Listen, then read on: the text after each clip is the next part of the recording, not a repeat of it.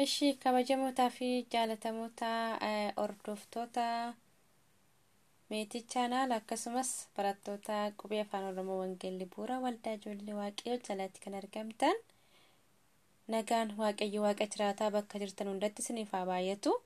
Akkam jirtu nagaa keessanii akkam ooltan akkam turtan baga nagaa keessan taatanii ani nagaa kooti galata Waaqayyoo.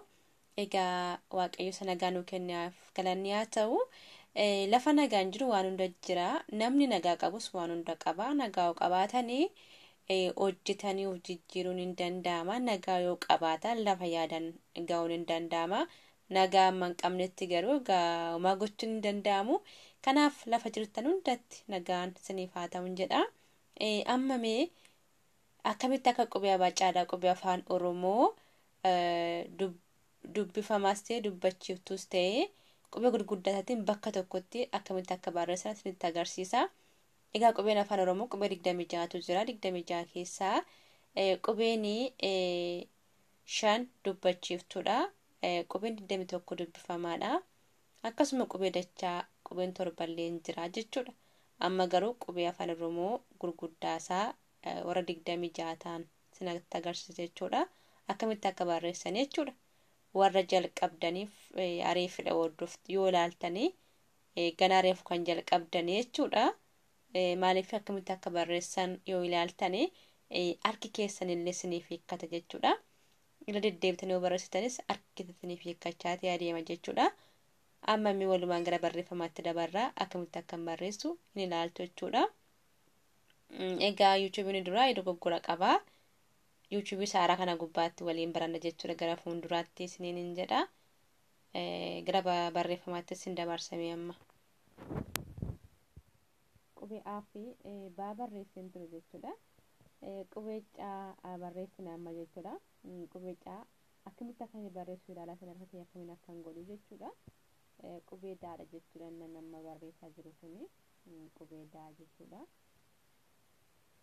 Qubee daatti kanaan immoo qubee sarara dhaabbataa fi gadi buusanneetu irraaf jalaan gidduu isaa adda fuula jechuudha. Fuulduraan gara harka mirgaatti achiinatti.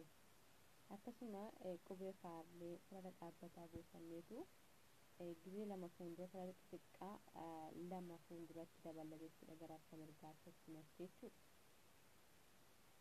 Akkasuma qubee G'aan illee qubee C fakkaata garuu xiqqoo gadi gombus jedha mataarraa. Jalaan immoo asii ol deebi'ee jechuudha. Irratti murama jechuudha. Qubee H jechuudha. H lama faarama kan jiru. H sarara dhaabbataa lama dhaabnee tasiin jedhee gidduu isaa kunnaa jechuudha. Qubee H inni kun immoo. Erga qubee H barreeffannee qubee T barreeffanne jechuudha.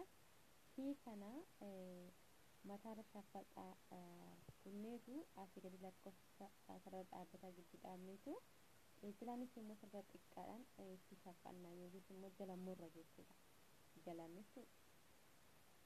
Qubee J'aas immoo qubee J jechuudha kun haala kanaanidha kan barreeffamu mataarra muramaniiti irra deebi'ee jechuudha. Xiqqoo sarara xiqqaa isa kan ta'e jechuudha sarara xiqqaa gubbaadhaan. Qubee K'aan immoo sarara dhaabbataa asii gadi buusanneetu fuulduraan immoo wal qabsiisneetu acheetti barreessine jechuudha xiqqeessineetu. Qubee L sarara dhaabbata tokko buusneetu fuulduraan xiqqooshatti bunna jechuudha jalaan qubee L. Qubee L barreeffanne jechuudha. Qubee M barreeffanna. Qubee M immoo akka kanatti jechuudha kan barreeffamu. Gizee lama jechuudha. Gizee tokko jalqaba asii gadi shaffata barreessineetu jalqaba irratti asii gadi jechuudha. Ammas immoo walakkaatti hambisnee barreessina asii gadi asiin olii deebisna. Arfaffaa gubbaatti deebisnee xumurraa jechuudha qubeen dhiifama qubeen N'aan immoo sadaffaa gubbaatti xumurama jechuudha. Qubeen M arfaffaa irratti xumurama. Qubeen N'aan immoo sadaffaa gubbaatti xumurama jechuudha. Qubee N'aatti kanaan immoo H'dha. H'n immoo G'n jiru jechuudha. Kun akkuma agartan kana G'dha. Qubeen H'ni. Akkasuma O'tti kanaanu qubee K'dha jechuudha. Sarara dhaabbataa buusneetu mataarraa gadi gombifne jechuudha duubarraa karaa kan mirgaa. Akkasuma qubee qaatti kanaan immoo qubee qaadha jechuudha. Qaanis giingoo barreessineetu gidduu ishii walakkaa ishii kunna gara harka mirgaatti jechuudha. Qubee qaa.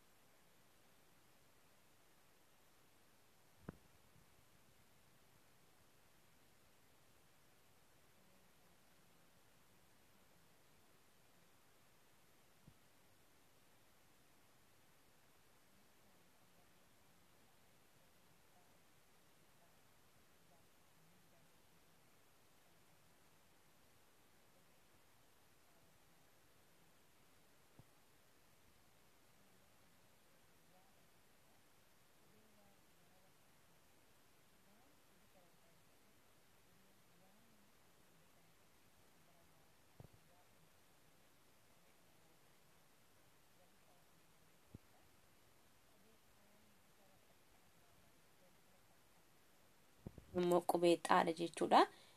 Qubee xaatti kan jiru qubee yaadha. Akka kanatti barreessina. Yaatti aanee kan jiru immoo qubee zaadha jechuudha. Qubeen afaan Oromoo akkatti barreeffama. Galatooma turtii gaarii qabaadha.